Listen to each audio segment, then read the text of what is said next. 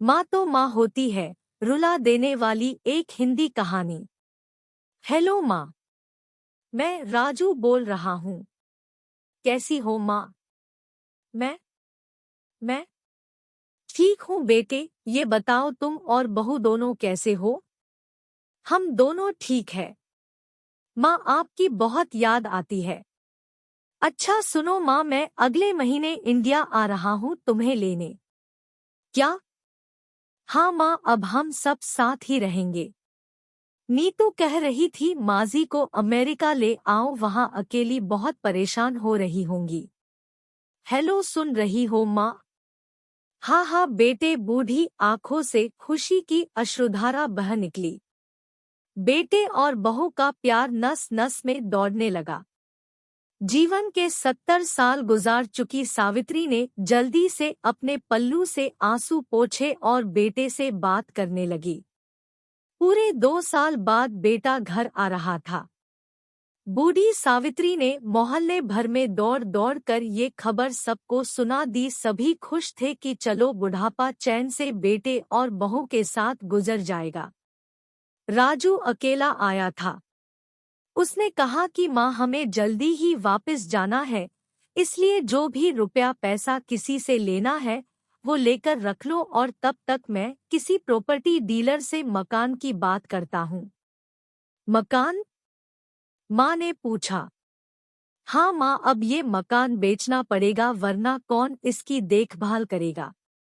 हम सब तो अब अमेरिका में ही रहेंगे। बूढ़ी आंखों ने मकान के कोने कोने को ऐसे निहारा जैसे किसी अबोध बच्चे को सहला रही हो। आनन फानन और औने पौने दाम में राजू ने मकान बेच दिया।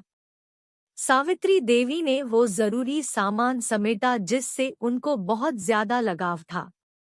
राजू टैक्सी मंगवा चुका था।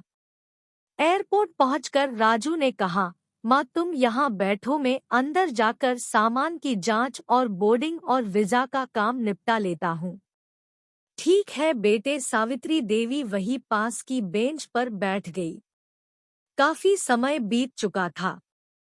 बाहर बैठी सावित्री देवी बार बार उस दरवाजे की तरफ देख रही थी जिसमें राजू गया था, लेकिन अभी तक बाहर नहीं आया। शायद अंदर बहुत भीड़ होगी सोचकर बूढ़ी आंखें फिर से टकटकी लगाए देखने लगती। अंधेरा हो चुका था। एयरपोर्ट के बाहर गहमागहमी कम हो चुकी थी। माँ जी, किससे मिलना है? एक कर्मचारी ने वृद्धा से पूछा। मेरा बेटा अंदर गया था टिकट लेने। वो मुझे अमेरिका लेकर जा रहा है, सावित्री देवी ने घबराकर कहा। लेकिन अंदर तो कोई पैसेंजर नहीं है। अमेरिका जाने वाली फ्लाइट तो दोपहर में ही चली गई। क्या नाम था आपके बेटे का? कर्मचारी ने सवाल किया। राजू। सावित्री के चेहरे पे चिंता की लकीरें उभर आई। कर्मचारी अंदर गया और कुछ देर बाद बाहर आकर बोला, माँ जी, आपका बेटा राजू तो अमेरिका जाने वाली फ्लाइट से कब का जा चुका। क्या? वृद्धा की आंखों से आंसुओं का सैलाब फूट पड़ा। बूढ़ी माँ का रोम रोम कांप उठा।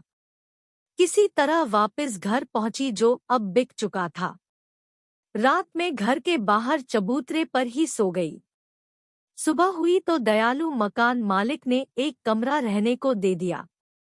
पति की पेंशन से घर का किराया और खाने का काम चलने लगा।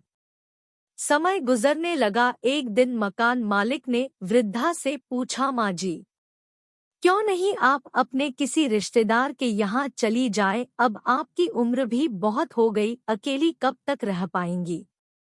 हाँ चली तो जाऊं, लेकिन कल को मेरा बेटा आया तो यहाँ फिर कौन उसका ख्याल रखेगा? आँख से आंसू आने लग गए दोस्तों।